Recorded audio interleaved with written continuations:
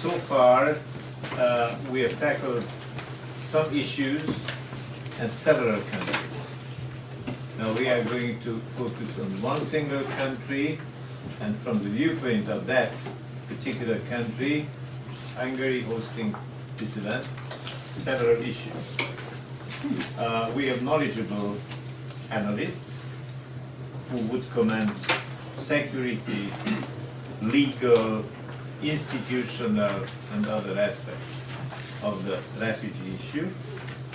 In the title, we have Hungarian policymakers on the refugee issue. I wonder if the panelists would accept that title, because in my perception, policymakers are elected politicians. And the lady and the gentleman can offer a lot of help to policymakers. Themselves, they are not making the policy. They are perhaps analyzing, preparing political decisions, commenting decisions. So that's what we expect from that. I would ask them to speak in the sitting order. On my left, first we have Tamás Csiki, then Balázs Orbán, and last but not least, Aranka Lőrincz. You have their CVs in the list. And we would start with Tamás Csiki, who comes from the Center for Strategic and Defense Studies at the National University of Public Service. Then we would ask Balázs Orbán, who is the Director General of the Migration Research Institute, and finally Aranka Lőrincz, who is Director of the Office of Immigration and Nationality. So in this order, we start the presentations. We proceed the same way as we did in the morning, so speakers have at their disposal something like 10 to 15 minutes, then they can react to each other, and then we open for questions and answers. Please. Thank you very much, Professor. Good afternoon, ladies and gentlemen. As Professor Balázs mentioned, my name is Tamás Csiki. I'm a research fellow, and my primary field of expertise is European security and defense policy. And as we have previously coordinated with the organizers, I'm going to speak about Hungarian security and threat perception patterns. So how society sees the issue of security, threats, challenges to Hungarian security. May I ask a little help regarding, because I brought a presentation, what should I do?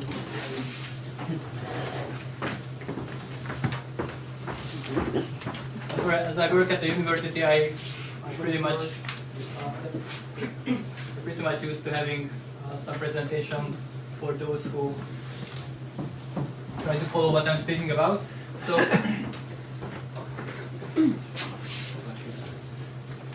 yeah. So as a starting point, when we were discussing previously with the organizers what I should speak about, I mentioned that I would like to shed some light on how we see why Hungarian people, why Hungarian citizens have reacted to the 2015-2016 refugee and migration crisis the way they did. And in my understanding, we should speak about two main issues. One is the security or threat perception of the people in the country, which is a mid to long-term pattern. And the second is the strong patterns of xenophobia. As the first is my field of expertise, I will speak about this more in detail, and it depends on the panel or participants, listeners in the audience if you would like to go on to the second one. And also I listed some key elements of the literature for those who would like to have more reading on these.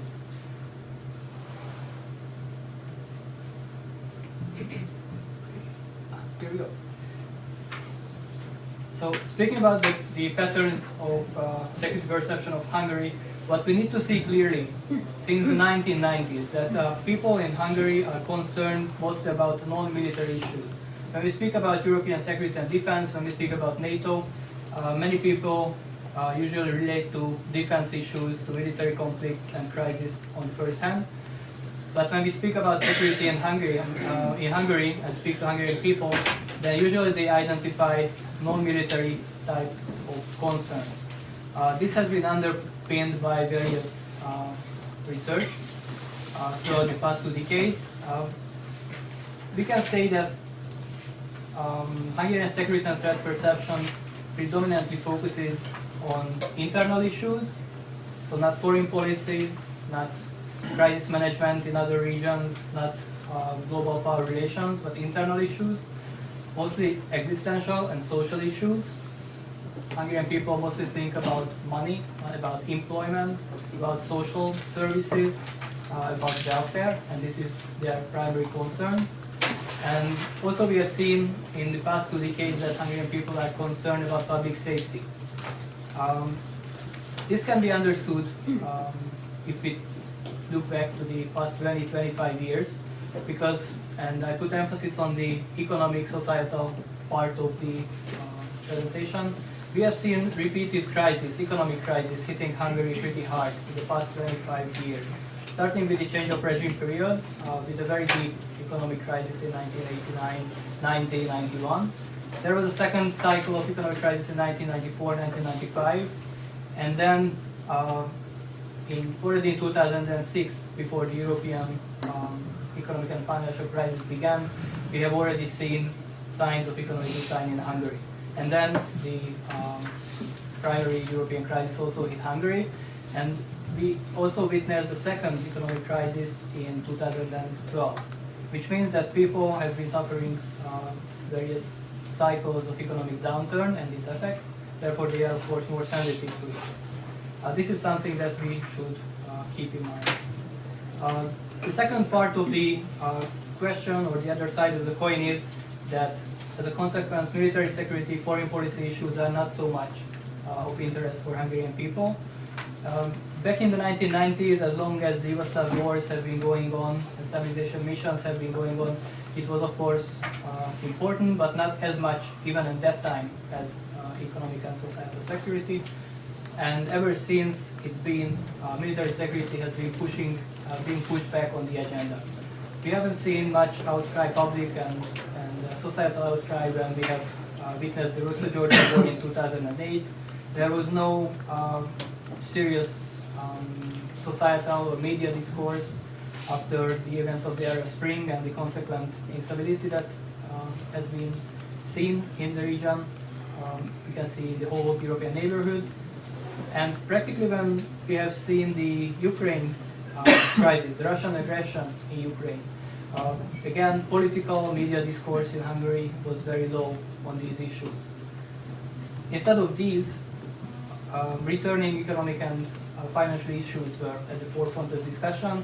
And when we see and take a look at the public opinion polls carried out in recent years, we usually see that these are the primary concerns: economic concerns, welfare, and then since 2015-2016, migration, and then accompanied to this to large extent terrorism, which is at the same time we can see is might be strange because we haven't seen much incidents of terrorism in Hungary, luckily. If you take a look at the next slide, this is the study that I referred to. The first part of the study was carried out in 1999, and then the second one in 2008. It was conducted by Lajos Radványi. And what I would like to point out is the first column, that existential security has been perceived as the most important element of security and threat perception of Hungarian people, while public safety came in second, and military security third, and then other issues.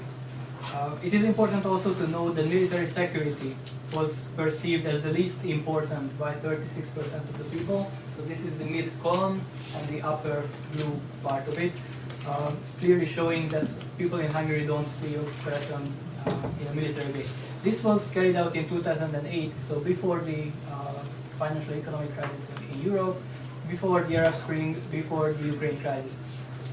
Such research I haven't seen, unfortunately, specifically focusing on security and threat perception in this way in Hungary, but we hope to have something like this later. If we move on a little bit in time, this is from Eurobarometer 2015. What I would like to point out is the difference, if you can see, how the importance of specific issues has changed in Hungary from 2013 to 2015. And this is clearly the effect of the migration and refugee crisis. We can see in 2013 that unemployment was by far the most important issue, 62%. And by 2015, it has decreased by almost 10%, while on the other hand, immigration and terrorism has increased in importance. An outstanding increase was regarding immigration, more than 57% increase as positive answers from the people questioned. Do they see immigration as an important concern for Hungary? Accompanied to this, terrorism was also increased by 24% in positive responses, as terrorism is an important concern for Hungary. These elements also show that these are still non-military aspects and challenges, and they are associated with negative economic effects, unemployment, and to a large extent immigration, and public safety concern, like terrorism. Speaking about terrorism, if we follow on the course of terrorist attacks in Europe, January 2015, the first Paris attack, November 2015, the second Paris attack, and then March 2016, the Brussels terror attack, we can see an increasing tendency within or among Hungarian people that they think that the likeliness, the chance, the possibility of a terrorist attack in Hungary is increasing.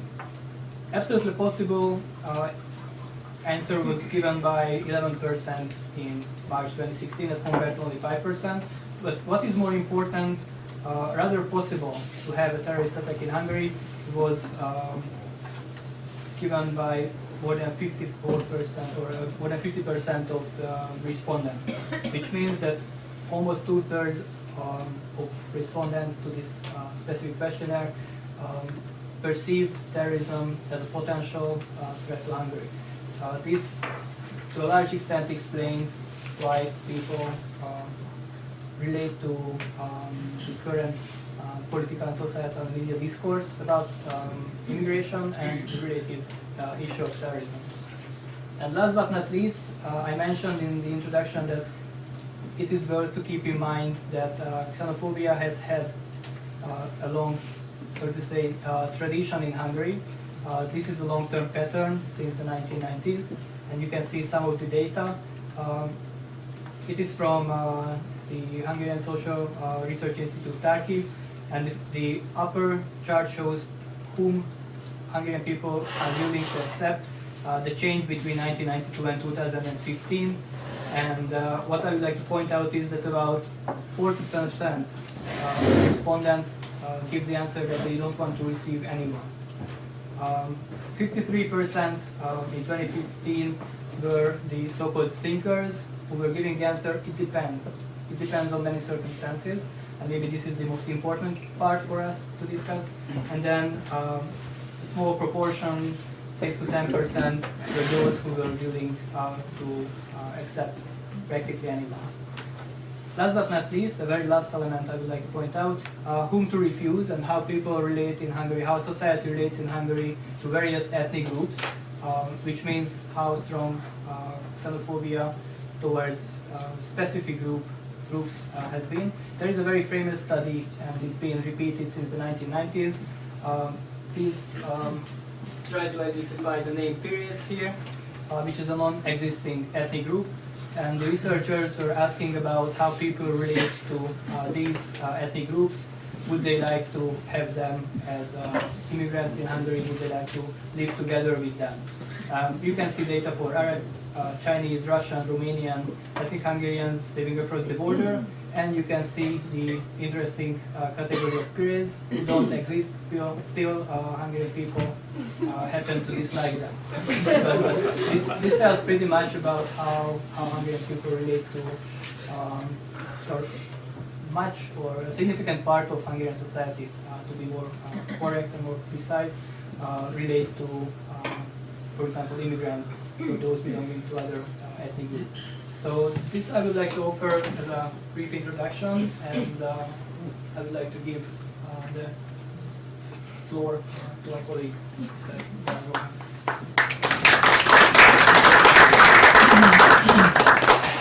Okay, so let's listen to the next speaker, Balázs. Mr. Chairman, thank you very much, ladies and gentlemen. It's a great privilege to be here. In any international environment, I have to start with the clarification that although I came from Hungary and my family name is Orbán, I'm not a relative of the current Prime Minister. I don't know whether it's good or not, but it's a fact. So it's just a coincidence.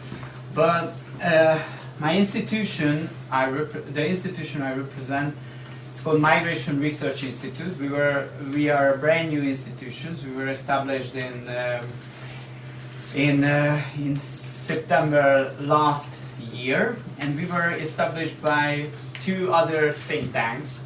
One of that is called Századvég Foundation, and Századvég Foundation has always been a center-right-wing think tank, and since 2010 we are the strategical advisors of the current Hungarian government.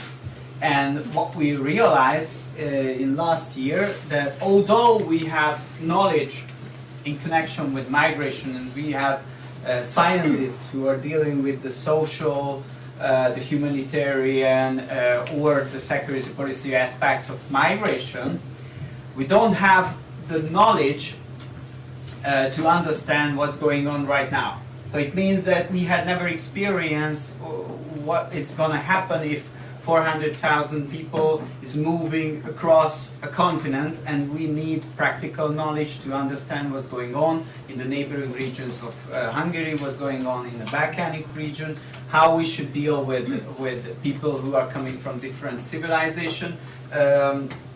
Tamás mentioned that we don't have too much experience in connection with that topic here in Hungary.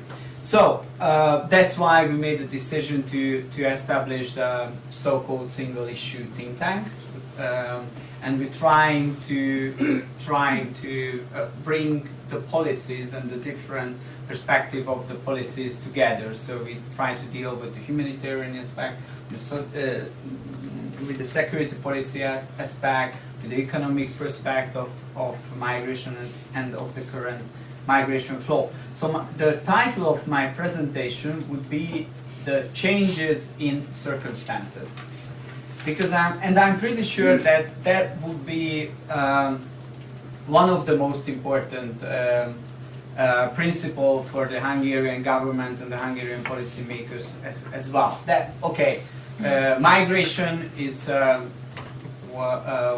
we know this issue from the past. We have several migration flows all around the world, and we will definitely have migration flows in the near future as well.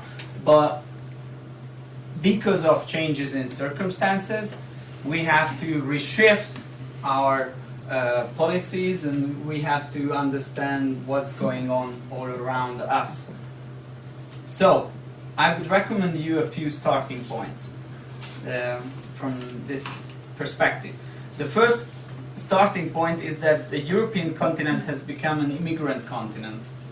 There are continents that are pure resource continents, such as Africa, and continents that are rather continents of immigration by tradition. The nature of being either continents of emigration or immigration has shaped migration policies and migration attitudes. Europe constitutes a hybrid one. Since World War II, Europe has increasingly become a continent of immigration rather than one of emigration. But in comparison to other traditional countries of immigration, the European states didn't change attitudes toward, including policies toward this shift. And it means it is important for us in two ways. First way, the immigrant identity constitutes integral part of the national identity, is not a European way of thinking. It's for example an American way of thinking. So being an immigrant continent or an immigrant state, it's part of the national identity in the United States of America or in Canada or in Australia, but it's not part of the national identity in Europe. And the second one is border control. So all the countries who are immigrant continent, they established a very hard and very effective border control system. So parallel with being a very welcoming continent, they are having a very hard border control system, which is very important to have a sustainable immigration system. Second point would be global migration has not changed radically in absolute numbers, but in dynamics and intensity it changed. The overall number of international migrants has increased in the last few years from the estimated 150 million in 1990 to 244 million right now, nowadays. The number of persons migrated to foreign countries surged by 41% in the last 15 years. The percentage of migrants in a global population increased from 2.9% to 3.3%, which is not a huge number. So regardless, the relatively small increase in percentage in the number of migrants worldwide, the influx of irregular migrants toward Europe is more like a large-scale movement of population, considering the number of persons on the move and the intensity of the flows. My third point would be that Europe is still the most attractive continent for international irregular migration. And in international migration as well, because the numbers of the IOM are saying that in 2015 almost 1/3 of the total number of international migrants lived here in Europe, and Europe is followed by Asia and North America. And Europe is still the most attractive continent because the pull factors are increasing Europe's popularity as host continent. First point would be the generous social welfare system. The second point would be people are much more mobile, also with technology too. They'll have GPS, money transfer, social media as an information source. So those are very important aspects. And the third point, that human smugglers' narratives are promoting Europe as a hosting country. Also important factor, European politicians' statements. It's also a pull factor, and in the European for the European Union. So my final point would be that international migration will not decrease in a long-term perspective. Because there is a large unstable region in the immediate neighborhood of Europe, stretching from North Africa and the sub-Saharan region through the Middle East and Southeast Asia, where instability, overpopulation, famine, poverty, social tensions, national disasters keep contributing to the constant and immediate risk of new flashpoints emerging with induce large-scale migratory movements in a medium or long term. What challenges we got if we're trying to understand what we were talking about in the last 1.5 or 2 years? First of all, we have to understand that Syria is not the only large source country. So the immigration crisis, what we are facing, and we have right now, it's not a problem of Syria. Some leaders of the European Union have placed disproportionately large emphasis to Syria in relation of the current large-scale irregular migration to Europe. Undoubtedly, the situation in Syria is one of the most pressing issues to be addressed. But again, it's merely only one country out of many that are potential sources of mass migration towards our continent.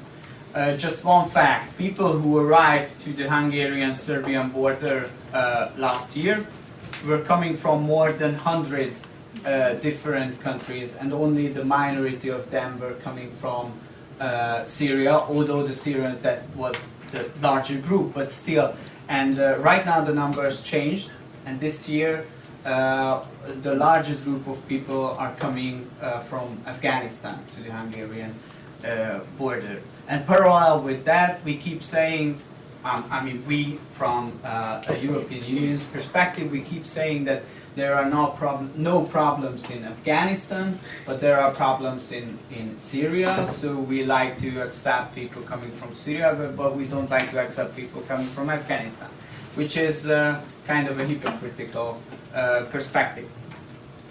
So, and that's why I'm trying to point out that we have to understand that the climatic or demographic situation in many developing countries on the African continent or in Central Asia still pose a real risk in terms of mass migration of Europe. And just think about the situation in Syria. I've really followed the scientific literature which tried to explain what was the background of the Syrian civil war. And as you all familiar with the information, the Syrian civil war started in 2010 and 11, but the first scientific literature which said that behind the Syrian civil war there are not only cultural conflicts but also geographic and climatic changes are from 2014. So the first scientific literature which said that behind the Syrian civil war there are climate problems and demographic problems in Syria are only arrived after 3 years. Researchers from the NASA and the University of Arizona, they realized in an article that and they found that the recent Syrian drought was likely the worst in the list of the past 900 years, and almost definitely the worst in the last 500 years. So this drought caused 75% of Syrians' farms to fail and 85% of livestock to die between 2006 and 2011. According to the numbers of the United Nations. It's a very important background information. And you also familiar with the demographic changes in Africa. I don't want to quote the numbers, but the population boom in Africa, it's still one of the most important background information to understand what's going on and what is the migration pressure the European Union has to handle with. So, the migration policy needs to be sustainable and calculate with even larger flows of irregular migrants to reach Europe.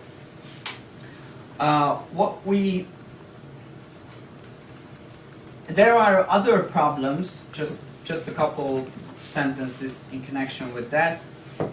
There are other problems we have to deal with, and this comes from our outdated and obsolete thinking method and paradigms.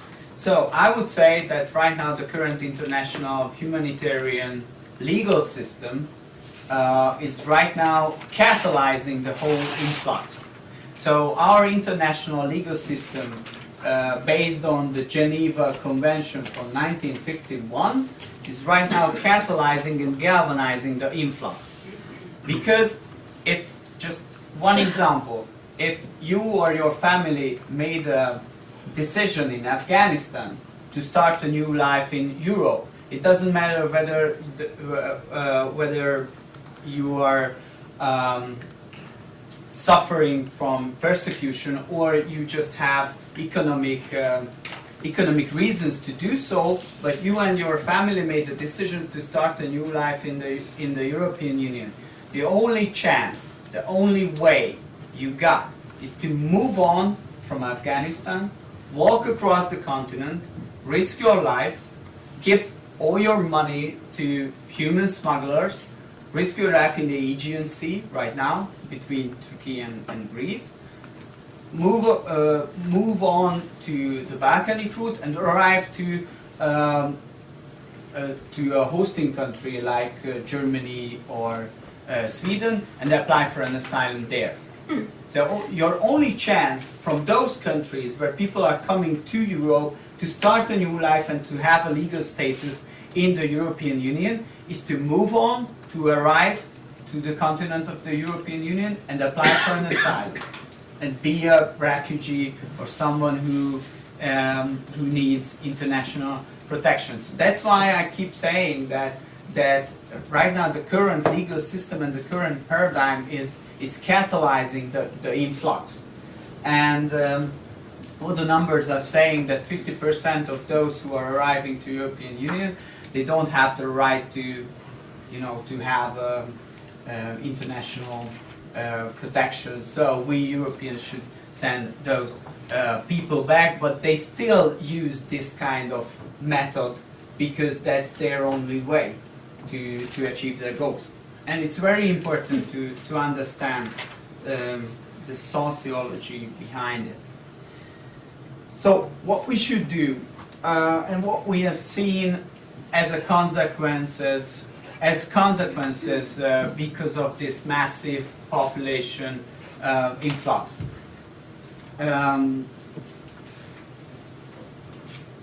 And why it is important from a Hungarian perspective, because that's also a question. As you definitely know, Hungary is more like a transit country right now than a hosting country, and the whole Eastern European bloc is more like a transit country, not a hosting country for the people who are arriving to the European Union. But the current migration flow and the migration policy of the European Union is still very important for these countries. And why is that? Because the scientific literature is saying that mass migration can cause serious geopolitical destabilization. So there is a real scientific literature. It's not based on the European scholars, not written by European scholars. It is written by scholars from Israel and from the United States of America. They're more likely to deal with that issue. And it turned out that mass migration, massive flow of people in an irregular way is always causing geopolitical destabilization in a hosting region. It's quite logical in a way, quite understandable, but still there is scientific literature behind it. And what happened in the European Union in the last 1.5 years or 2 years? Mass inflow or influx of people caused geopolitical destabilization. So the whole influx threatened the core values of the European Union. I just want to mention you one value which was threatened by this massive influx. This value or principle is the free movement of people. And free movement of people, it's a very important EU achievement for all the countries of the CE region, and especially for Hungary, because there was an analysis of the Morgan Stanley, and they ranked the EU countries in a way that for which member state is the collapsing of the freedom of movement can be the worst scenario. And it turned out that on the top of this list there is Hungary. It's not a big surprise because we are a small and open economy. So it means that the borderless European Union, so the free movement of people, it's crucial. It's critically important for us. So, and from this perspective, you can understand why for the Central Eastern European countries are still the migration issue is very important, although they are not the main target countries, but they are more like a transit countries. Because they have a feeling, they have a fear that massive influx of people will threaten the the core values of the European Union, and they want to act against it. And that's why, for example, the Hungarian government is forcing and pushing the border control issue and try to increase the border control in the outside borders of the Schengen zone. It's a very logical, very pragmatic, very understandable policy making from a Central Eastern European perspective. I think that will be the starting point, and happy to answer to your questions. Thank you very much. Thank you. I think we'll come back to several points, but let's listen the third speaker, Mrs. Aranka Lőrincz. Yeah. Thank you, Mr. Chair. If you allow me, I will go there to the Yes, keyboard.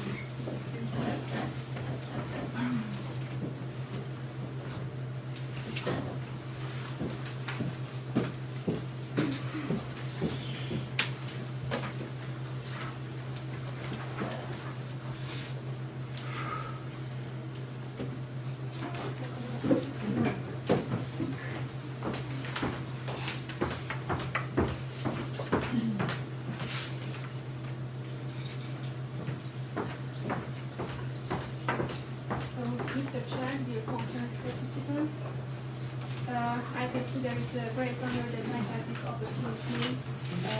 Speak up a little bit. No mic.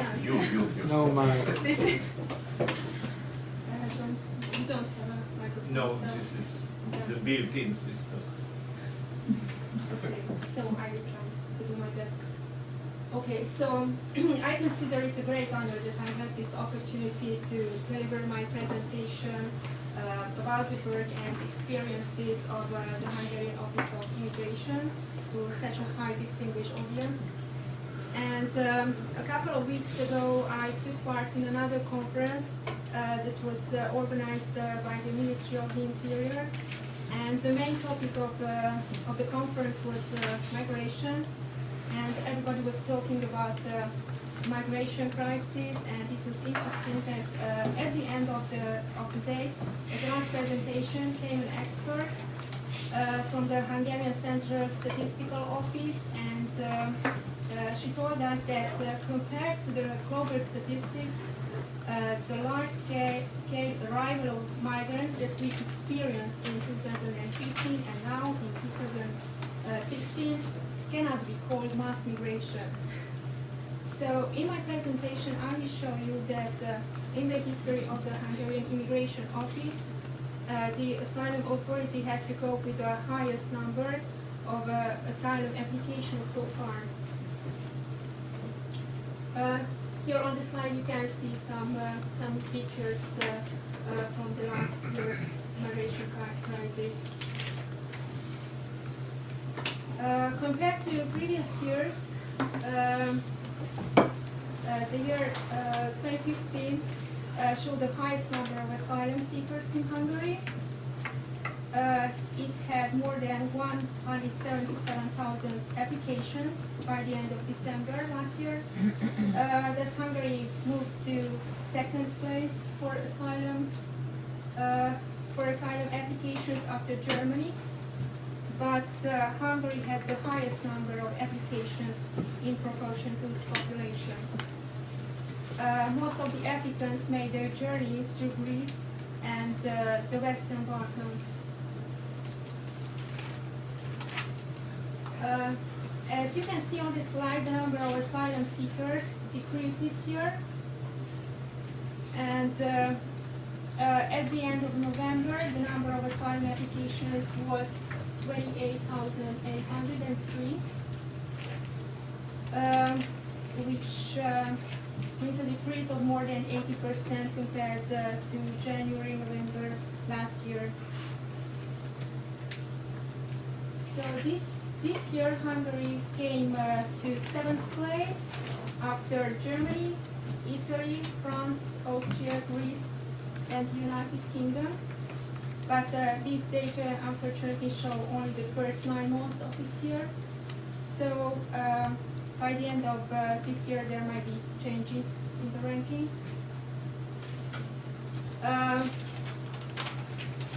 But among the Visegrad group, Hungary received dominantly the highest number of applications so far this year. In Poland nearly 10,000, in the Czech Republic more than 1,000, and in Slovakia approximately 100 asylum seekers claimed international protection.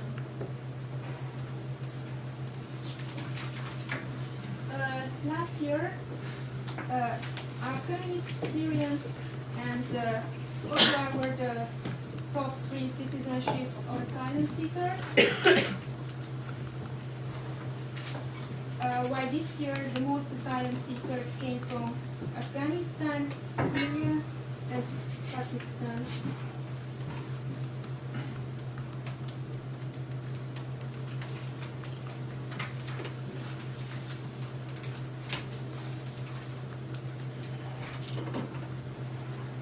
Okay, so on this slide you can see that by the end of November, the Office of Immigration and Nationality registered 28,803 asylum claims. Of these, the office terminated more than 48,000 cases, mainly due to the absence of the applicant,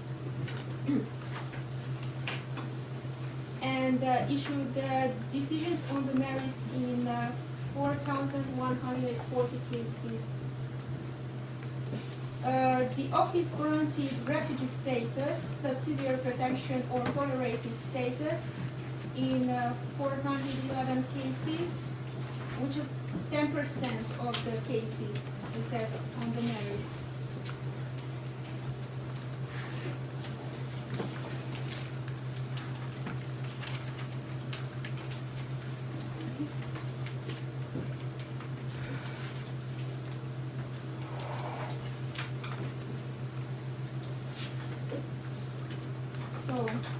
There were a lot of legal changes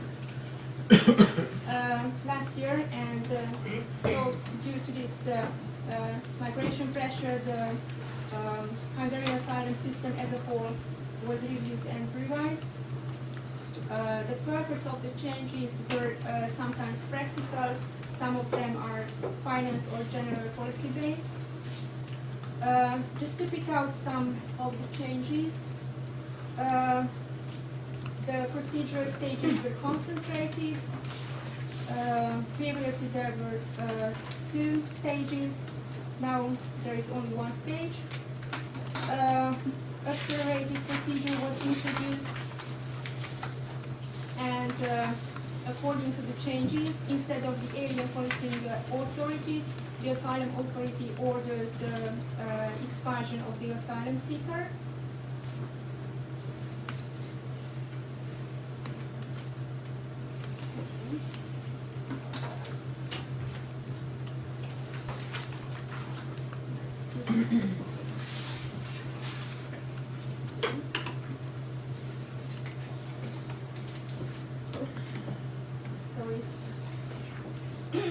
So from the 15th of September last year, a technical border closure was installed, and a transit procedure was introduced. In April and June this year, there were several changes in law that affected the services and subsidies provided to asylum seekers and protected persons. And the revision of the integration system was necessary due to the experience of the past years showing that most of those granted protection were not permitted to integrate into the Hungarian society. The payment of integration support and the integration contracts themselves had to be terminated by the Office of Immigration, since many left to an unknown location, and huge amounts of support granted did not serve its original purpose. And further changes of the law prescribe the review of recognition as refugee and subsidiary protected person every 3 years. And from July this year, the border zone increased to 8 kilometers, which means that there is no expansion in this area. The police escorts the illegal border crosser person through the nearest border gate and directs the person to the nearest transit zone.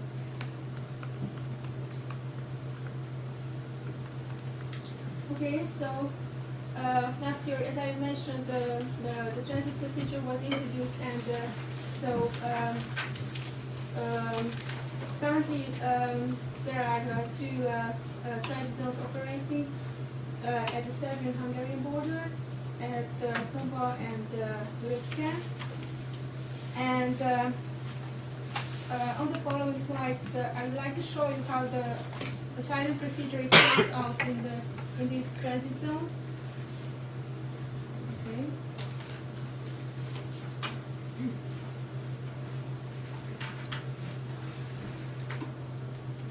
So, if the applicant submitted his or her application at the state border in the transit zone after a security check and registration and the detailed hearing, the asylum authority examines the admissibility of the application with priority but not later than within 8 days. The authority informs the claimant about his or her rights and obligations with the help of an interpreter. So you can see here the interpreter, and the asylum seeker has right for free of charge legal assistance. If the asylum seeker asks for free of charge legal assistance, the case officer informs the legal assistant of the government office stationed at the transit zone. Here you can see this is she is the legal assistant of the government office, for example. In case of, it is very important that in case of unaccompanied minors, these minors, these children have to be transferred to a child protection institution. And persons with special needs, for example, the elderly, the sick, families with minors, or pregnant women, will be transferred to reception facilities. In case of rejection, the law grants possibility for asking judicial review within 7 days, and the deadline for judicial review is 8 days. After the expiry of 4 weeks from filing the application, for example, in case of a new procedure, it is based on a court decision, for example, the asylum seeker will be transferred to a reception facility or a closed asylum reception center. If the applicant's entry to the territory of Hungary has been authorized, or he or she was transferred to an open or closed reception facility, the asylum authority shall proceed with the procedure according to the general rules. Yes, and it has to be emphasized that during their stay at the transit zone, the asylum seekers are not under the effect of deprivation of freedom of movement, so they may leave the transit zone anytime. So, and as I already mentioned, the rules applicable to the procedure, to the transit procedure, shall not apply to a person requiring special treatment. And this chart shows that more than 90% of the asylum seekers in the transit zone are persons with special needs, which means that according to the Asylum Act, in their case, the transit procedure is not allowed to be carried out. So they will be transported to an open reception center. And I was asked also to speak about the possible solutions, what we see that there can be possible solutions. So basically we share the opinion that the EU should strengthen the defense of its external borders, and the Office of Immigration supports the idea of standing up hotspots not in the EU but outside of the European Union. So the asylum claims have to be examined outside the European Union. And we have sent from the very beginning the asylum experts to the hotspots in Greece and Italy. And from January next year, our office will deploy further experts to assist member states at the EU's external borders. Thank you very much for listening. Thank you very much. Now, ladies and gentlemen, we have heard the three panelists. Before opening to the floor and taking your question, let me put the first question. Within the EU, there are basically three categories of countries. Countries of first entry, transit countries, and target countries. How would you qualify the position of Hungary, and do you think, what do you think about the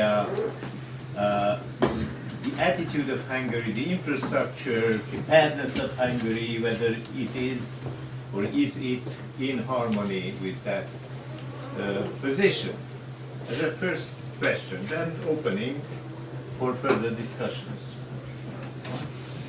Thank you very much for the question. So I would answer the question not so directly, because I would say that it depends. It depends on the timing when you ask this question. If you ask the question regarding 2015, then Hungary was more like a first entry point, or first entry country.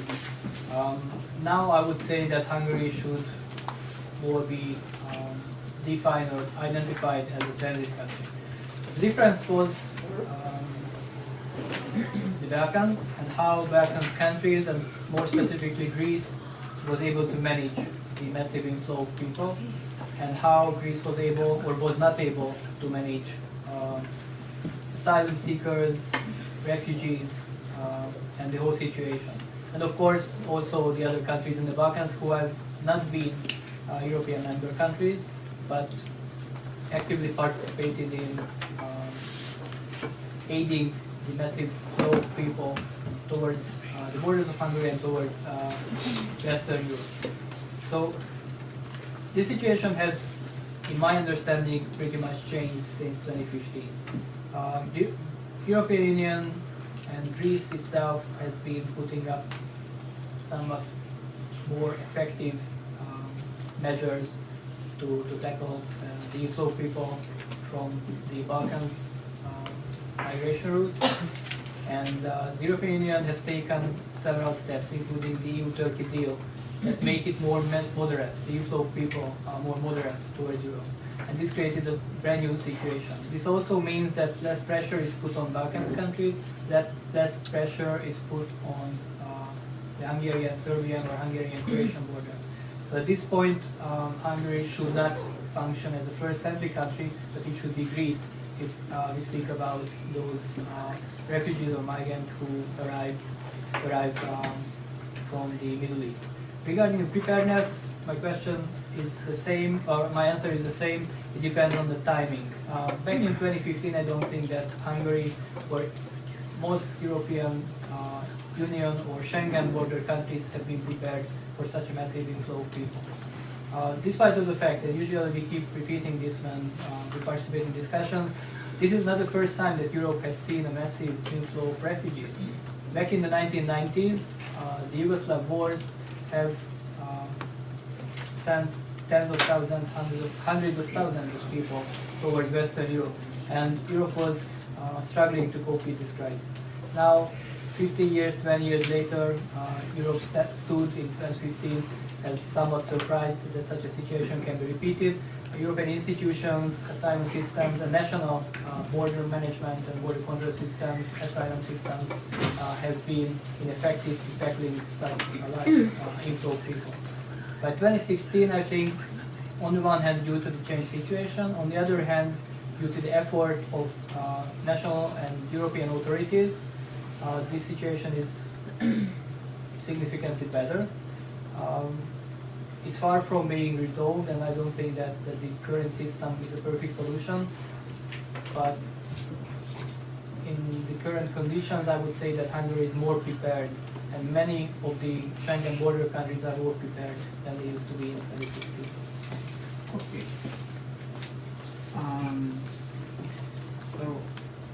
Let me start, please, to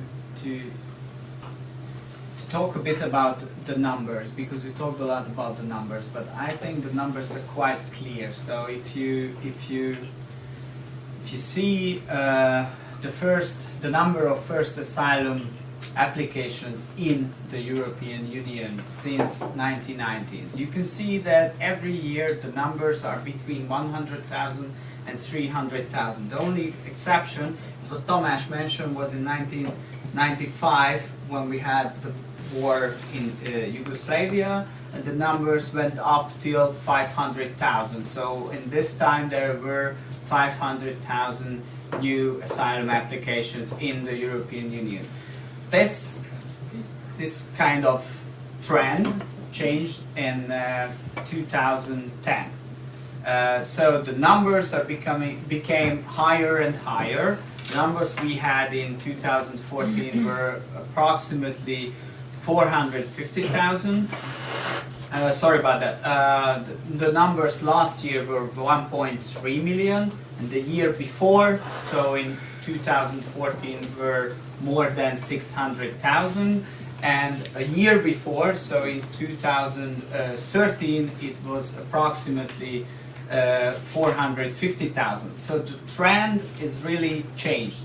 If you try to look on the period of time between 2010 and 2016, 3.5 million people came into the European Union as a first asylum seeker. Compare with the previous term, between 2004, when the new member state joined the European Union, so between 2004 and 2010, this number was 1.5 million.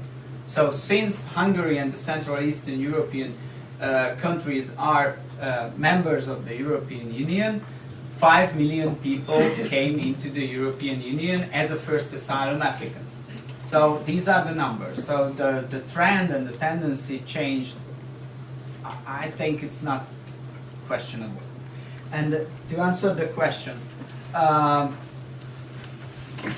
Hungary is definitely a country of first entry for the Kosovoians and the Albanians. So all the asylum seekers and all the irregular migrants who are coming from the Balkanic countries. It's out of question. We are the first Schengen border country they meet.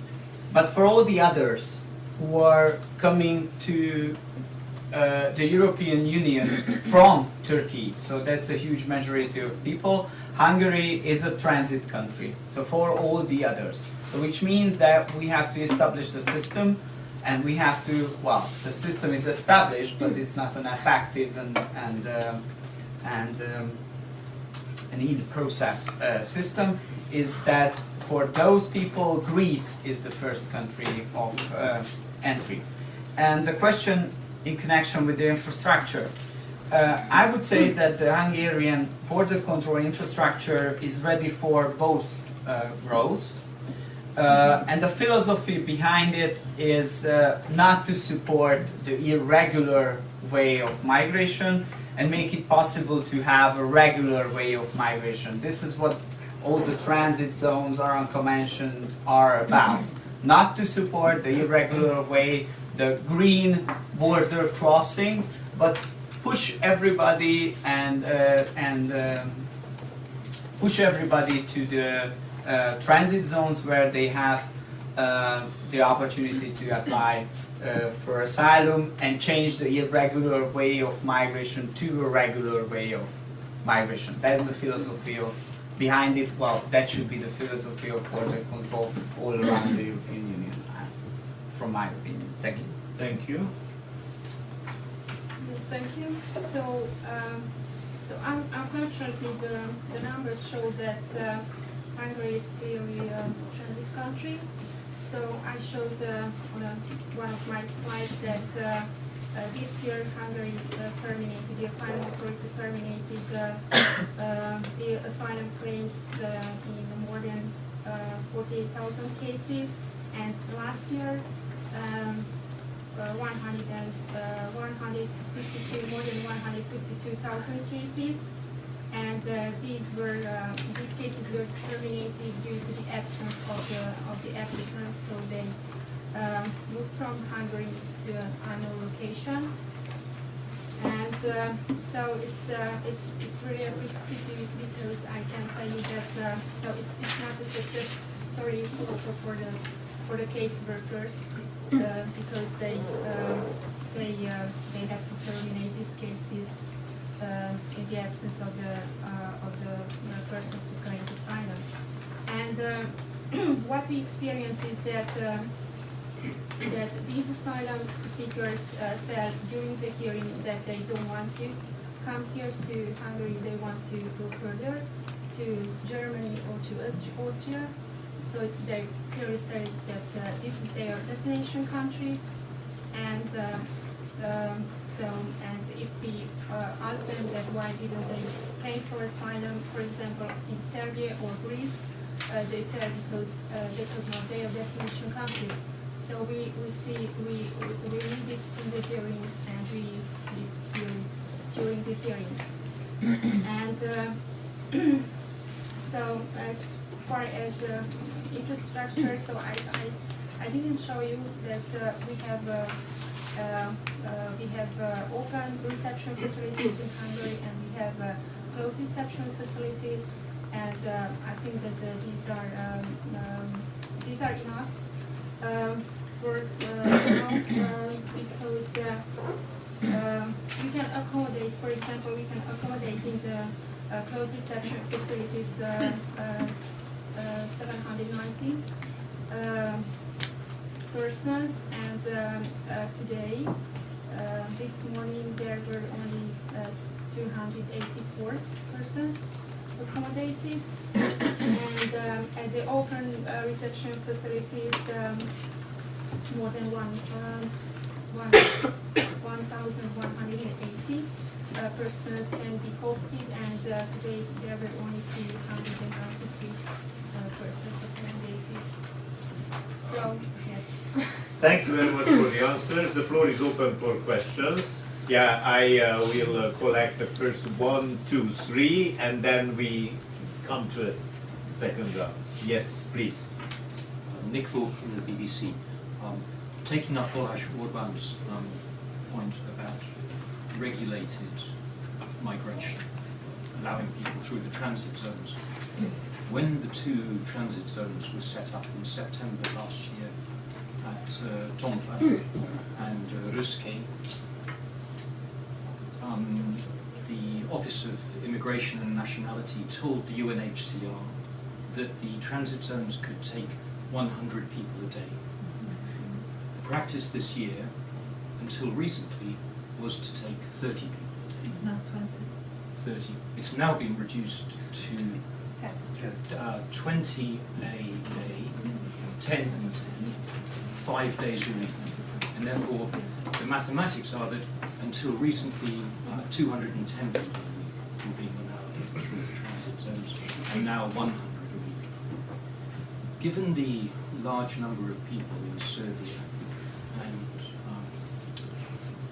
coming through that route still, or rather the large number of people trapped now in Serbia, unable to go on, given that the capacity you have is considerably larger than the one people were using, given the emptiness of camps like Bichke and Varvar Sobody, would it not be a humanitarian gesture of the Hungarian government to process people more quickly? Thank you for the question. Second question. It's somewhat of a follow-up question in relation, because I visited the camps at Bichke before they closed it 2 weeks ago, and my question is basically, what is the difference between a closed center versus a detention center? Because it seems like the open centers are now being eliminated one by one at a faster rate than anticipated to hold people, and that they have been successful in accommodating these people. So my concern is basically, what's the difference between the two? Because it seems like one's being pushed more than the other. Thank you. Third question. Thank you very much. My question is to Mr. Orbán. Mr. Orbán, I'm a university professor in Atlantic, and I'll try to keep this very brief. When I need to have my car fixed, I go to this Lebanese guy because he does always a very good job and he's very honest. When I need to get nice food, I go to this Lebanese place, which is in the same street where my place is. When the building in which I live is actually owned by a Lebanese small businessman because it's a very good building and he charges me a very decent price. You might be wondering what are all of these Lebanese people doing in Atlantic Canada. The reason is that there was a civil war in Lebanon, and then Immigration Canada decided to allow a significant number of mass immigration and mass settlement into Atlantic Canada. And thanks God for the Immigration Canada, because thanks to them, I have somebody to fix my car, I have something nice to eat, and I have a good place to live. I gave you this story, I could keep giving you the story about how much Canada has benefited from 1956 refugees from Hungary as well. I mean, I guess the way in which the story, and this is obviously not just how it's been framed here, but how it's framed in a number of other European countries, is typically when you talk about mass migration, the focus is on the threat, on the dangers, we have a humanitarian obligation, but this is a problem, and so on and so forth. I agree with you that it's important to have a regulated system so that you know who's getting in and all that kind of stuff, and you're right, Canada does it, and a number of other countries do it. But why is it unimaginable that these countries where the people are arriving could somehow be benefiting from these countries? Why is this just a threat and not an opportunity for you as well? I mean, you have an aging population. Hungary is dying. Much of Eastern Europe is dying. I mean, there are young people coming. Some of them could be perfect for your country. You could actually potentially treat them nicely, integrate them. I'm sure they're not all terrorists. I mean, it's just like I go to Bethany, there is actually a kebab place where the guy works, he is from Afghanistan, somehow he managed to get in, and he makes excellent kebabs. I mean, it's just like there might be other good stuff coming from these people if you just give them a chance. So that we must mention. Thank you. Let's listen the answers to the first three questions. Who would like to start?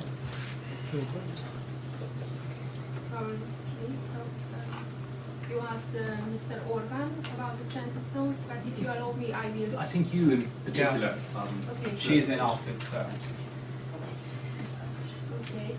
So yes. So the transit zones. Regarding your questions about the transit zones. So I think that the past year showed that the terrorist attacks in Paris and all over Europe. Showed that these hearings should be carried out in more detail. So that's why the Office of Immigration decided to let enter the transit zone as many asylum seekers as the caseworkers can deal with. So the caseworkers have to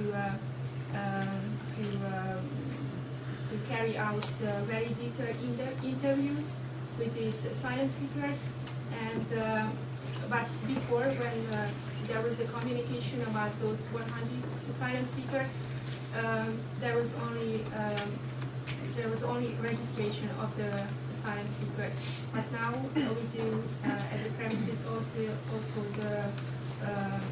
the detailed hearings, the detailed interviews of the asylum seekers. So that's why the number of asylum seekers who enter now the transit zone decreased. And from 30 to from 210 a week to, couldn't you have more caseworkers? Well, we have. I don't. So it's a very good question because it's the work burden influenced also the number of the caseworkers, and a lot of caseworkers left the Office of Immigration, so we have to replace them.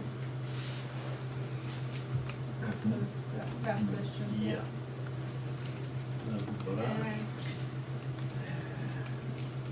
Yeah, go on. I think that you had a question about what are the differences between the closed detention centers and the open reception? No, the closed camps versus the detention centers. That was the question I had.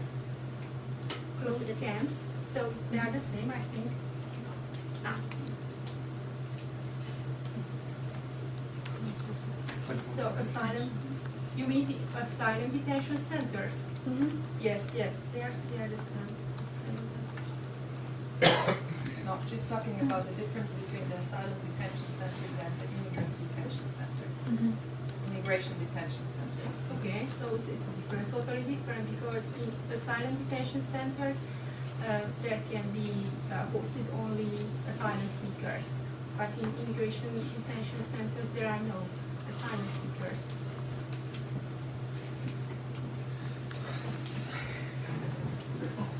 As a first reaction, let's see whether Balázs has anything to add. Yes, so I think it's very important to differentiate between the two things. We can talk about the humanitarian side of the story. That's one side of the story. Whether we have a humanitarian obligation or not, whether we have a humanitarian obligation to host our people or not. That's one question, and if the answer to these questions is yes and yes, then okay, all other policy measures are not important, because that's the humanitarian side of the story. And then, totally, if we differentiate, can we talk about the story you mentioned? Whether those people who are arriving to Europe, are they economically beneficiary for the hosting country? But that's a totally different question. No, not linked to the humanitarian issue. We have to separate the two things from each other. The first thing, the humanitarian issue, and it's also answer to your question. I would say that the position of the Hungarian government is that what I see, and I agree with this position, is that the humanitarian obligation, it does not mean that we have to host these people. And if we are dealing only with those people who were capable of arriving to our country, we are hypocritical, because it means that we want to have the strongest people. So all the people who were not capable of arriving to Hungary or Germany or the United Kingdom, there is no international humanitarian obligation. We have to do that. We should do anything with those people. So the people who are in Afghanistan, in Lebanon, in Jordan, in Turkey, in the refugee camps, we the people of the European Union, we do not help those people. Okay, we give them some humanitarian support, but we do not give them perspective of the future. We just give them, okay, some food and some humanitarian protection, but that's all. The first point where we're starting to deal with those people is the point where they are arriving to our country, and we enforcing to those people to risk their life, collect the money, give them the smugglers, go through the sea, through the Mediterranean route or through the Aegean route, and apply for an asylum and try to prove that they need humanitarian protection. And okay, 50% of the cases we say that, oh sorry, you lost, we don't want to give you an international protection, but we want to send you back. So thank you that you were part of this green card lottery, but we want to send you back, which is, I think, a very hypocritical perspective. And the Hungarian government's philosophy behind it is that humanitarian obligation and hosting people, it's two very different things. We have the humanitarian obligation to have as many people as it is possible, more than we are doing it right now. But hosting country, hosting people, it's a different question. And then what the professor you mentioned, then the facts and the issues and the policy recommendations are coming into effect. That whether we need economically massive immigration, especially a massive immigration from other, I would say, civilizations or other cultures or not. I think that the member states of the European Union are answering differently to these questions. There are member states who are on this pattern. For example, Great Britain or France, they are in this pattern since centuries. Germany or Sweden, they are in this pattern since decades. But the Central Eastern European countries are not on this pattern, because for them, especially for Hungary, it's very important to stay and to be a nation state. because since 1,000 years we are in the Carpathian Basin, and our only way to be successful was to stay a nation state. That's a state strategy, I would call that. And it's a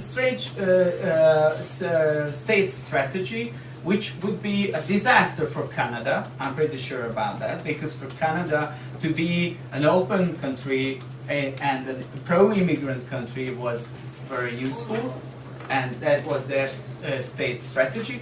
But for the Central Eastern European countries, they are following a different state strategy. I think it's very logical and very acceptable. If you just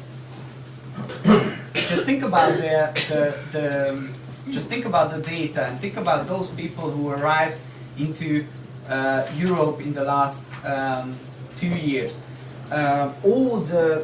All the analysis and all the data are showing that the majority of those people are not able to be in the labor market in a mid-term perspective or even in a long-term perspective. So they will be in the social security system. So economically, this massive influx is not beneficial for Germany. I would say that it's out of question right now. It could be questionable last year because we didn't have any data, but today it's not questionable anymore.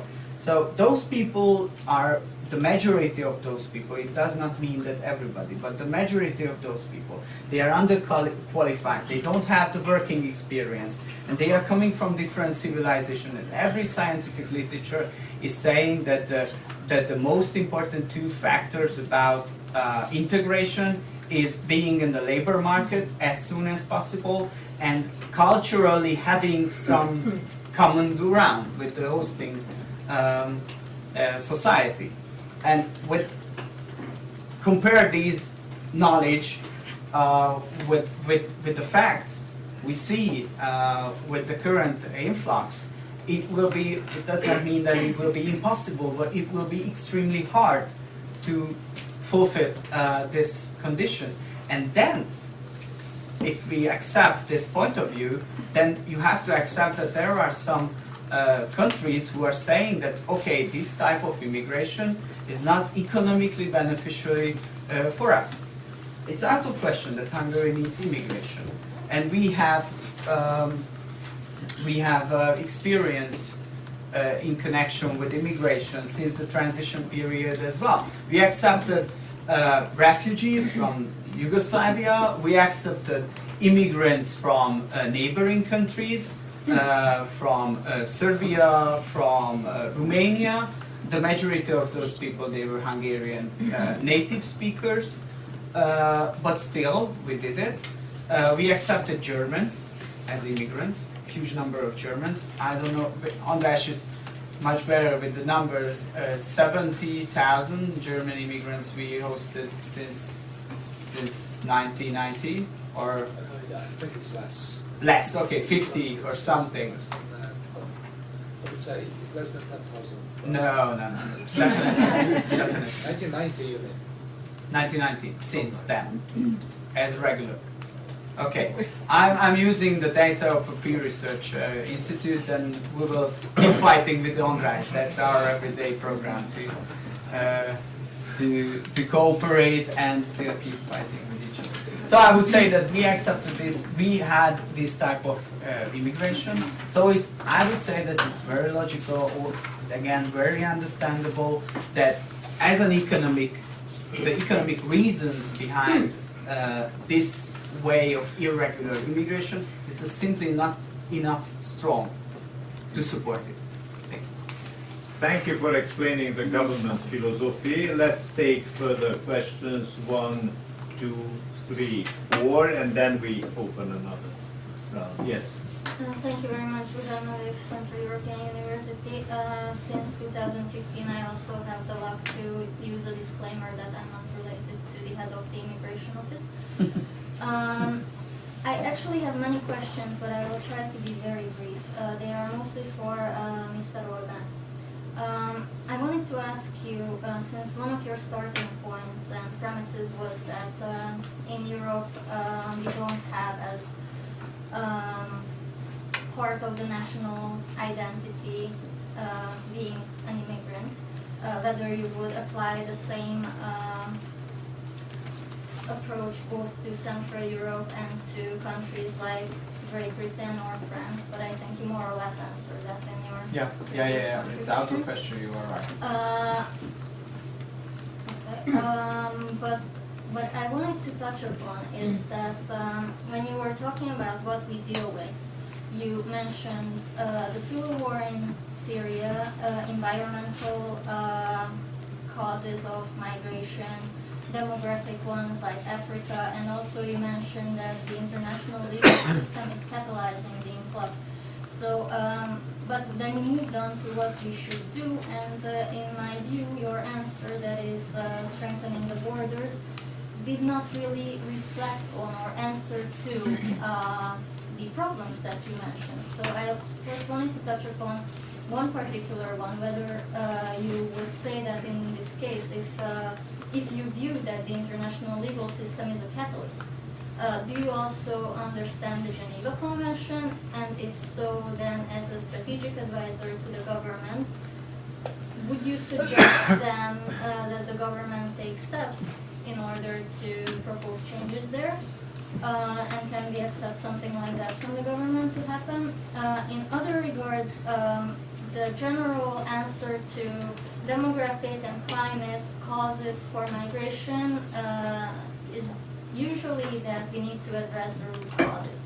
Now we can address root causes maybe through development policy, which I have been dealing with a little bit, and also research shows that development aid in the midterm actually increases migration. So as a strategic advisor to the government, what is your view and what is your advice to maybe further elaborate on how we should address root causes?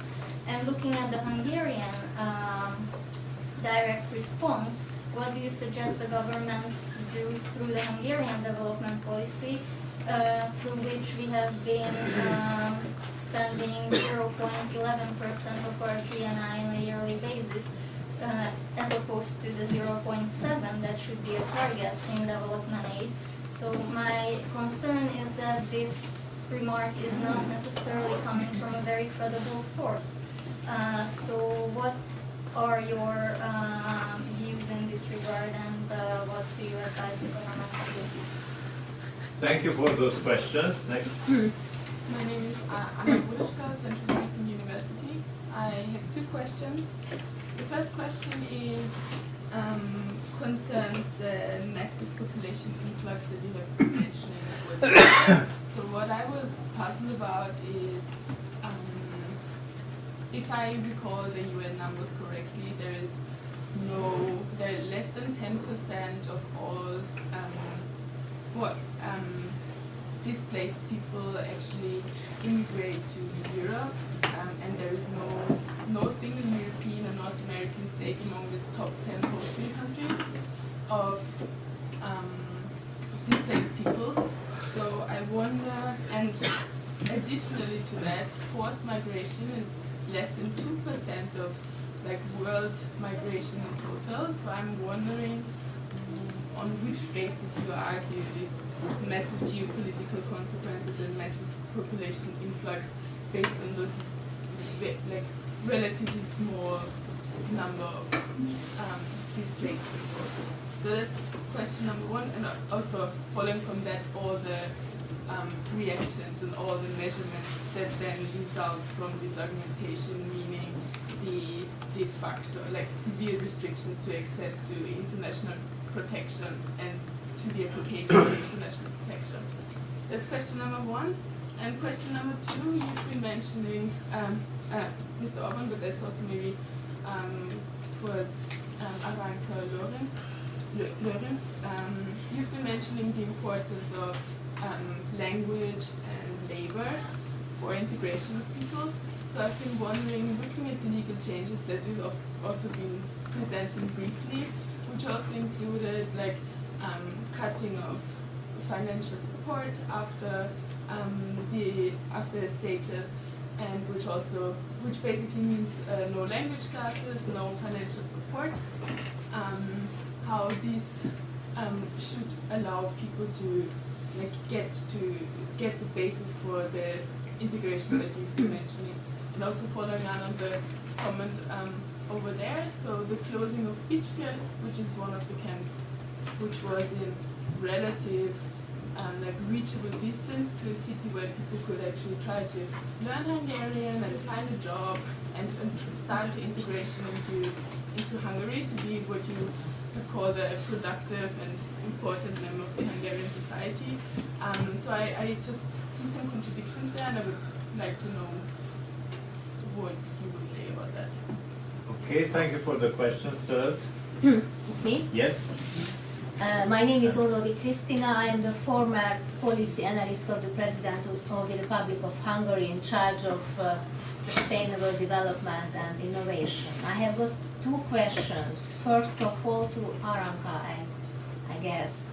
Have we got a legal category called environmental or climate refugees at the moment? The second one, what's the role of the technology and innovation, first of all, in the preventing of the forced mass migration towards Europe, towards European Union? Thank you.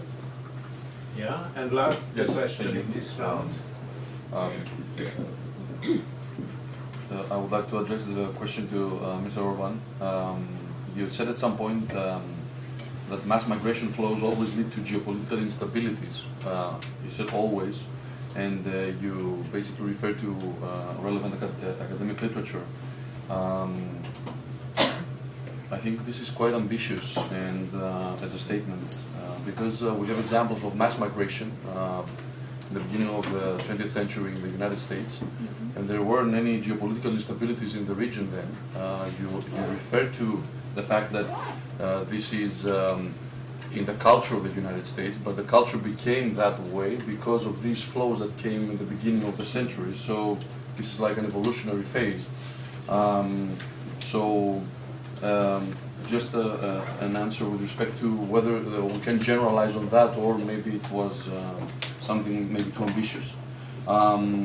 And then, because this is also linked, the second phase of my question to the first statement is that you again refer to the academic literature, and which is supporting your statements. But what literature is that? Are we talking about, for example, UNHCR?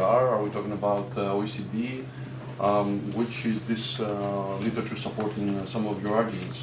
Thank you. Thank you. Answers, please. I think we should give the floor to Tamás, not only to answer the questions, but to share his comments, because that's a bit biased then. Please apologize me, Mr. Chairman, to be so.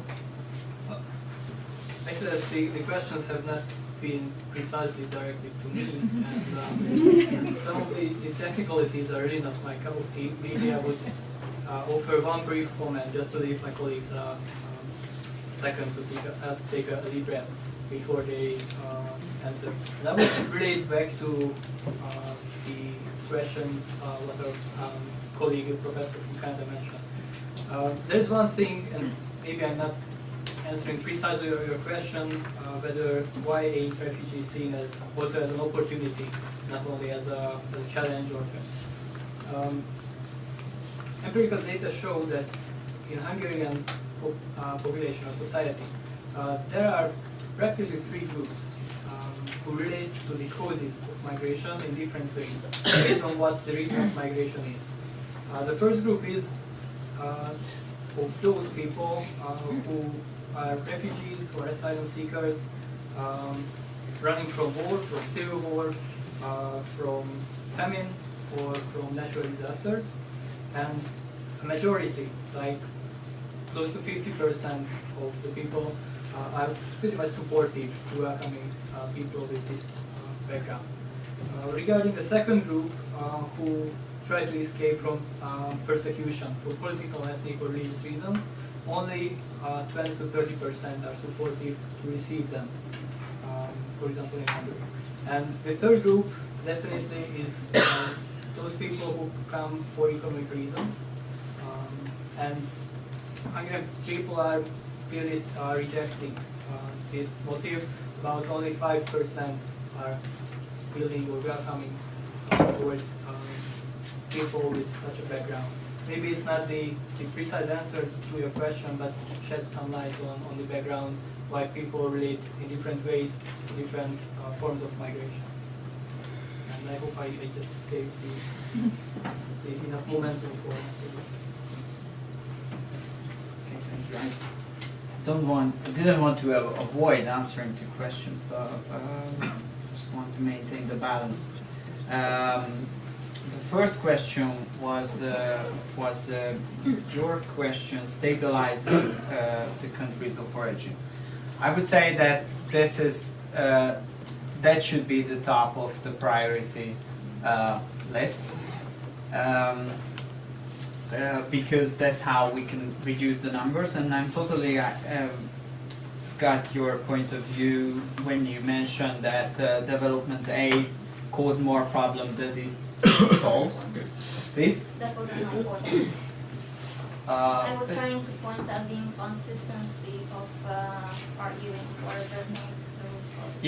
Yeah, but you mentioned as well, not in connection with Hungary, but in general, that development aid for those countries can cause, in between some circumstances, more problems than they can be solved. So you think that development aid can be an effective tool to stabilize the countries of origin in general? No, I said that usually when this comes up, like how we should address root causes, the answer is let's use development aid. Yeah, okay. I think that development aid in general, then that is only my point of view, is not the best solution. So we should more concentrate on not development aid, but to bring economic growth and stabilize countries to those territories of the world, because that's more important. Economic growth and stabilize stronger states and stronger government. Those elements are more important for the countries of origin and for the transit countries who are not in Europe but they are in Africa and in the Middle East than the development aid policies, which are not the most successful foreign policies of the European Union, truth be told. The second question of you was the Geneva Convention. Yes, I would recommend in general, not only for the Hungarian government, but in general to have some modifications on the Geneva Convention, because right now it's outdated. It was very useful in the 1950s. We can use it very much to manage the situation with the people who were escaping from political persecution and coming from Soviet blocs. It was very good, but right now it's not capable of dealing with the current way of migration. And why I'm saying that? I'm saying that because the numbers and the acceptance rates based on the Geneva Convention, they are totally divided. Just one example, and to be politically correct, not from the current age, but from the mid-90s.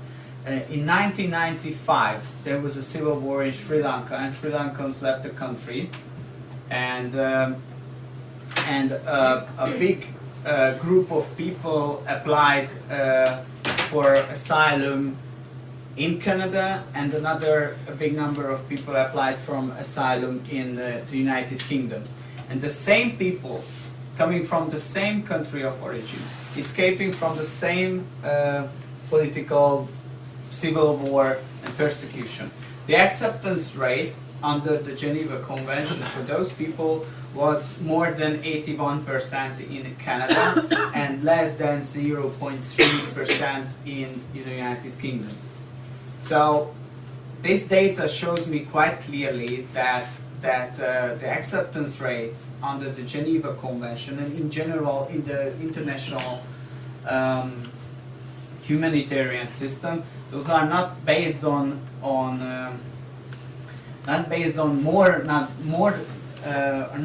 humanitarian issues, but they have other background informations and background thoughts in the decision making, and I think it's very hypocritical, and it's again not sustainable, and it's not good for those people who need international protection worldwide.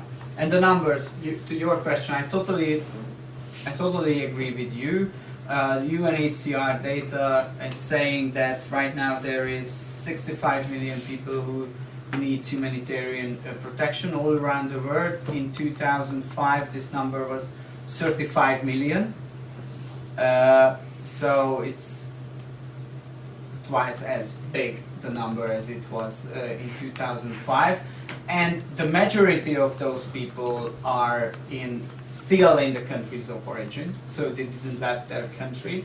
And the majority of the people, the huge majority of the people, not almost 90% of those people are still in third world countries. So they are not in the developed countries, they are not in the European Union, they are not in the United States of America, they are not in Canada, they are not in Australia.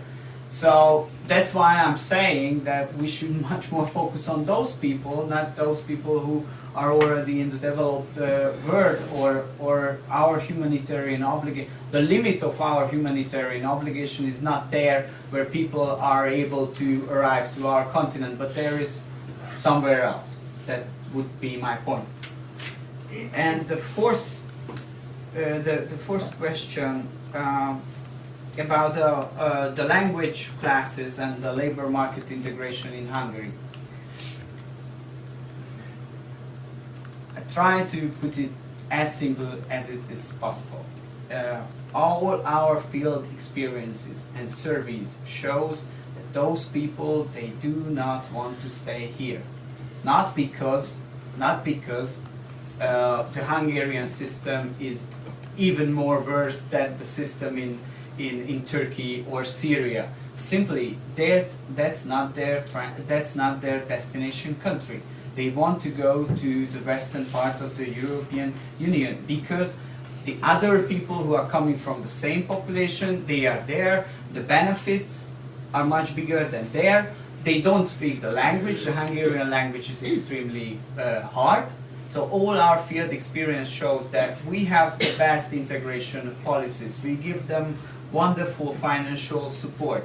And when the financial support period ended, they immediately made the decision to leave the country. Aranka can tell more things about that. So if we support those people for 1 year, they stay for the majority. It's not everybody, but the majority. That's the trend. So after 1 year, when the mass financial support period ends, they immediately make a decision to move on and to go to the western part of Europe. That's the reality. So really, it does not matter how much financial support and language class and things we give them because they want to move forward. That's the reality. And the closing of beach camp? Please? And the closing of beach camp? That's why I'm saying that with the smaller number of people, this kind of infrastructure is just simply enough. Okay. I'm not representative of the government. You don't have to convince me. I'm just telling the field experience from the Hungarian perspective. That's the reality. And it's not only because they are in Hungary and Hungary is not a nice country with refugees, because these experiences are the same from the 90s as well. So we had the same experiences in the last 2 or 3 decades. Simply those people want to move to western part of the European Union. We can put them in the detention camp and then they stay in Hungary, but that's not a good way of handling the story, I would say. And the fifth question was in connection with technology. My suggestion we have to understand that technology and social media and information sources are very important. They are the key elements of the current way of migration. And what European politicians should understand that right now we people of the European Union or European leaders, we do not rule these communication channels. So it does not matter which information we want to share with those people. It can be one strategy that we keep saying those people that, okay, we welcome you and come here to Europe because we offer you a new life in Europe. That's one strategy. And the other strategy would be that we keep telling to those people that, okay, Europe is full, stay in your transit country, in the countries of origin, we try to help you, but don't come to Europe because it's not so easy as you imagine. That will be another information source. But the reality, again, right now, that the European politicians do not rule these information channels. So we are not capable of transforming and really to tell our messages to those people. Without that, we have no chance to decrease the numbers if that is the strategy. Because these information channels, which are used by the people who are coming to European Union, they are managed by others.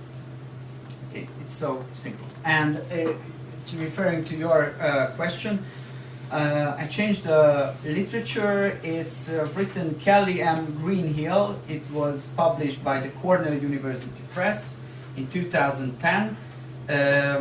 In that book, they identified 63 cases when massive migration was used as a geopolitical weapon.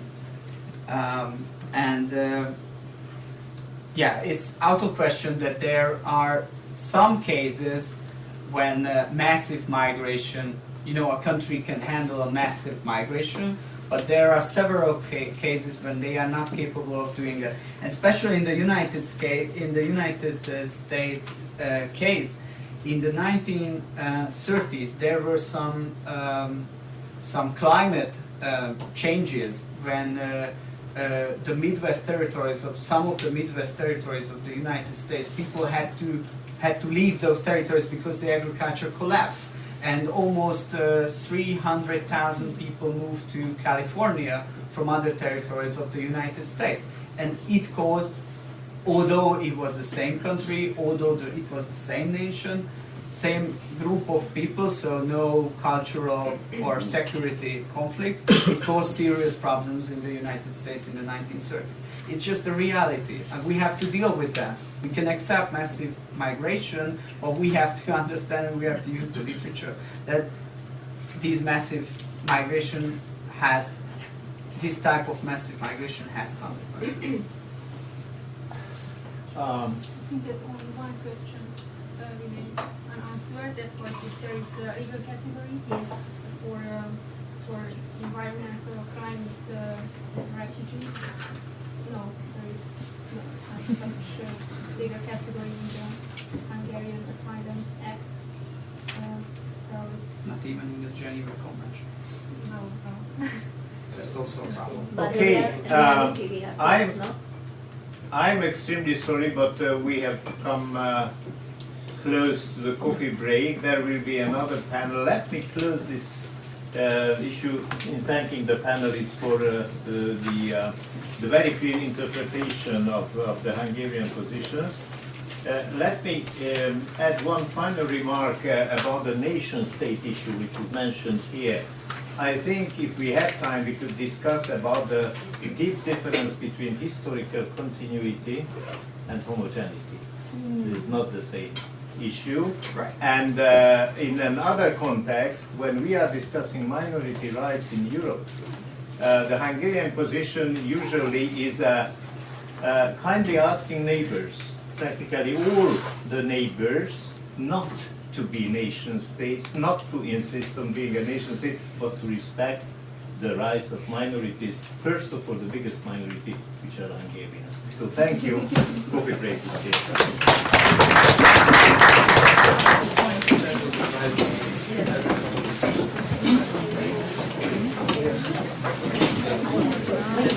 You have your good return. Yeah.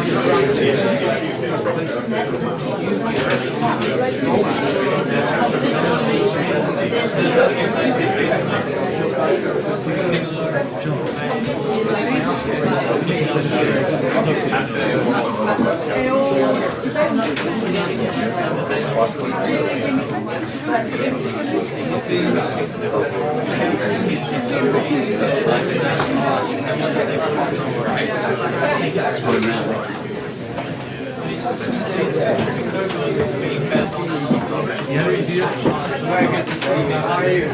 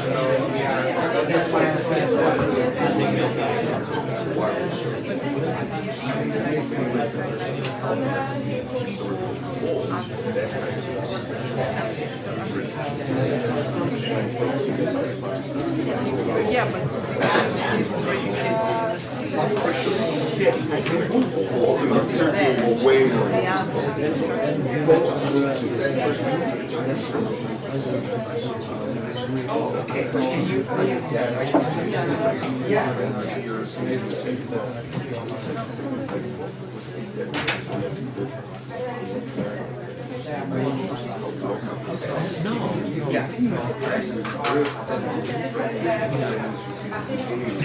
What about the other?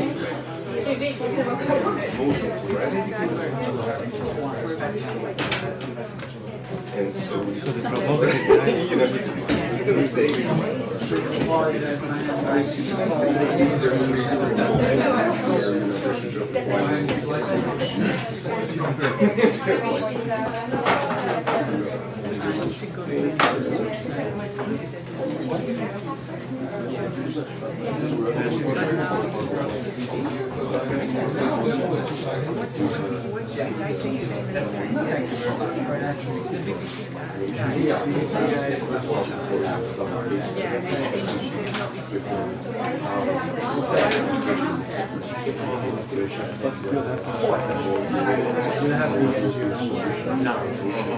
okay.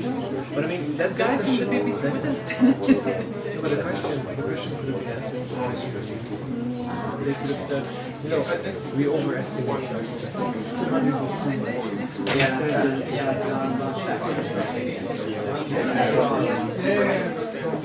Kezd egy menedékkérőnek kiszorulni iskolára. Yeah.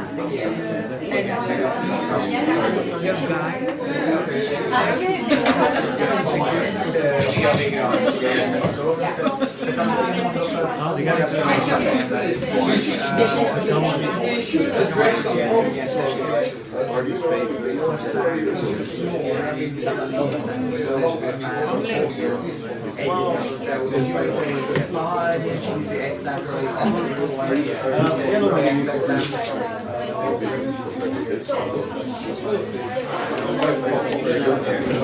Did you see the pictures?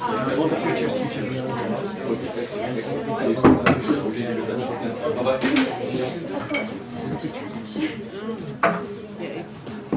Sanitary.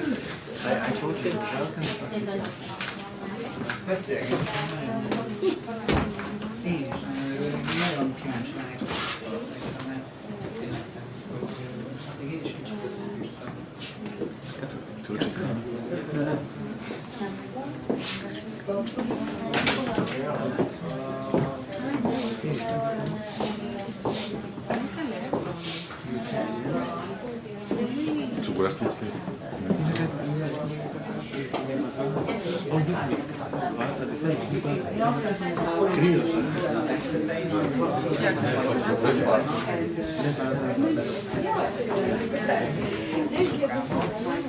Ez a megközelítés volt, és akkor kerekes városban.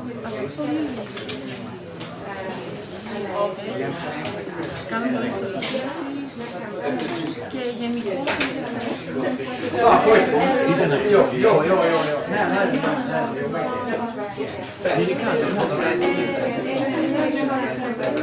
Volt egy kollégám, volt egy Hai uscito? kimegy lesz.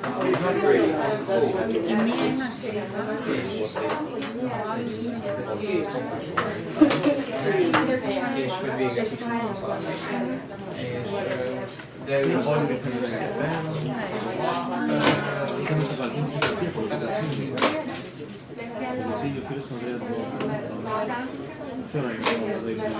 hogy az a alegység, vagy valami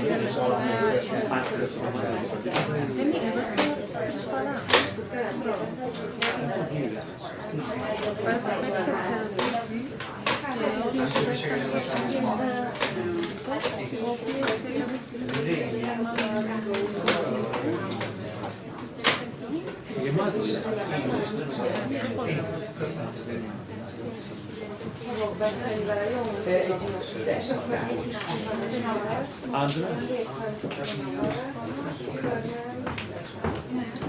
After we are done here, we want to go somewhere, so we'll be done here.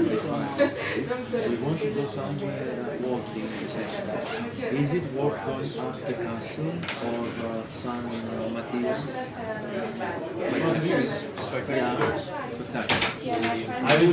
I would suggest you walk up there because by the time you gotta get up there, it's gonna be dark. So you see the other side illuminating. You suggest? Yes? No. Oh, köszönöm, remélem. Én nagyon érdekel. Igen. Persze.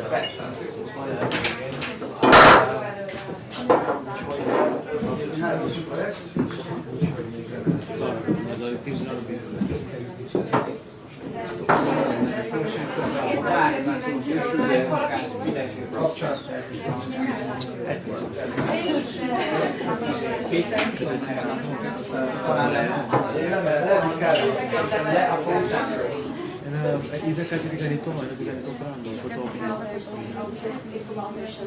Δεν είχε τίποτα. Γιατί εδώ τα Christmas market είναι γεμάτα με...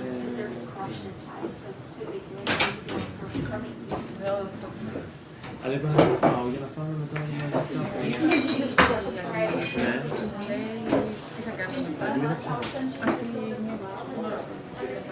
ναι.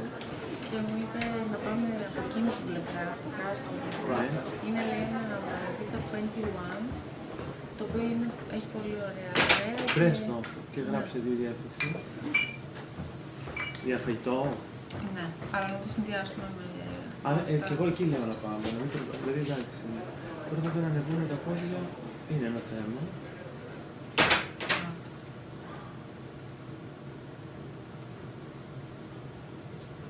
Ωραία, γράψτε τη διεύθυνση. Είναι σε... Και βρες το στο χάρτη Google. Είναι όλα English.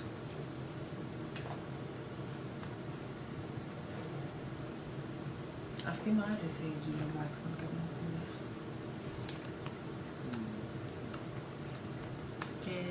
Και οι ερωτήσεις της, δηλαδή φάνηκε ότι ξέρεις, ενδιαφέρει και δηλαδή πραγματικά μου έκανε ερωτήσεις ακόμα και τύπου σε ποιο αεροδρόμιο πρέπει να προσγειωθούν για να έρθουν.